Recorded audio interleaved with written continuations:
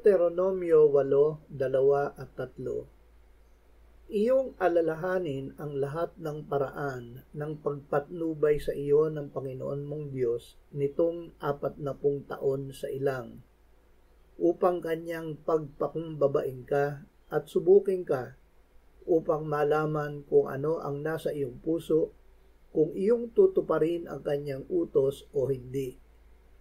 Ikaw ay pinagpakumbaba niya ng ginutom ka niya at pinakain ka niya ng mana na hindi mo nakilala ni hindi nakilala ng iyong mga ninuno, upang kanyang maipaunawa sa iyo na hindi lamang sa tinapay nabubuhay ang tao, kundi sa bawat salitang lumalabas sa bibig ng Panginoon.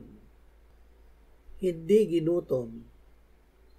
Ginutom ng Diyos ang mga Israelita sa pagkain kinakain nila sa Ehipto upang pagpakumbabain sila na tanggapin ang kanyang salita habang sila ay naglalakbay tungo sa lupang pangako. Ngunit hindi sila ginutom ng Diyos. Sila ay pinakain niya ng mana at pinainom ng tubig mula sa bato. Ipinaunawa niya sa kanila na hindi lamang sa pagkain nabubuhay ang tao, kundi sa bawat salitang nagmumula sa bibig ng Diyos. Hindi pisikal na pagkain lamang ang ipinakain niya sa kanila.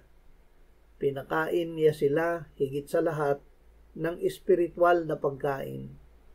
Ang tinapay na ipinakain niya sa kanila ay ang tunay na tinapay mula sa langit, ang Panginoong Hesukristo.